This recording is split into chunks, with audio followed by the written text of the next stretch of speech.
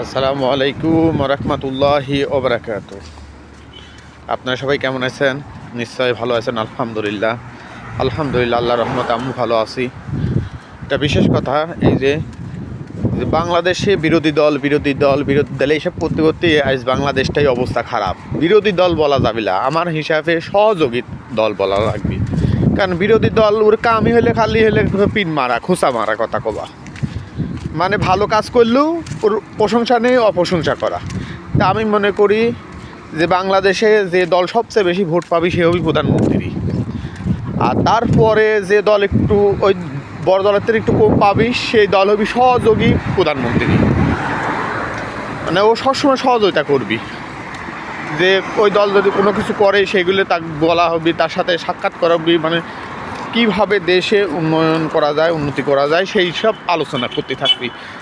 আর নাম দেয় বিরোধী দল, তার মানুষ আজীবন যতই ভালো করে খালি খোঁচা মারবি, সমস্যা করবি, এই তাদের কাজ। তা আমি চাই বাংলাদেশের সবাই মিলেমিশে বাংলাদেশটা সুন্দর যেভাবে করা যায় সেই সব মাথায় যে আনা হয়।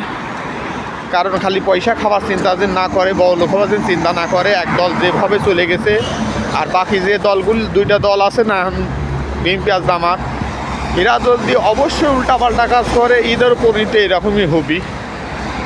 আমি চাই যে যারাই থাক দেশে, অবশ্যই বাংলাদেশের মানুষ সবাই তার অধিকার সে থাকবি, কিন্তু সবাই যেন বাংলাদেশের প্রথম কাজই থাকবি যে বাংলাদেশে কীভাবে উন্নয়ন করা যায়, মানে উপরে তোলা যায় সম্মানের সাথে। কিন্তু আমি যে ভালো করব এই কাম বলে করে করে কিন্তু কোনো লাভ হইল না। কারণ কি, কাজটা দেখানো লাগবে যে হ্যাঁ আমি ভালো কাম করলাম। ইনশাআল্লাহ আমি চাই বাংলাদেশের সবাই মিলে বাংলাদেশটা যেভাবে সুন্দর করা যায় সেভাবে যেন করার চেষ্টা করা হয় ইনশাআল্লাহ।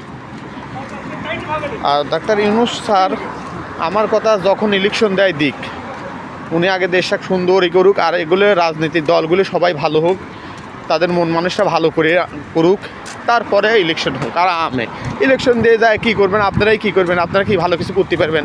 এখনই সব ভাষাই খারাপ আপনারা ভাষা ঠিক করেন। আপনারা মানুষের সাথে এখনই হিংসা শুরু করছেন। কয়েকদিন আগে বিএনপি জামাতে এক ছিলেন, এখন আপনারা খুঁচা দিচ্ছেন। আপনারা করতে পারেন যে আমরা সবাই একসাথে ইলেকশন করে সুন্দরভাবে দেশ গড়ার চেষ্টা করবেন ইনশাআল্লাহ।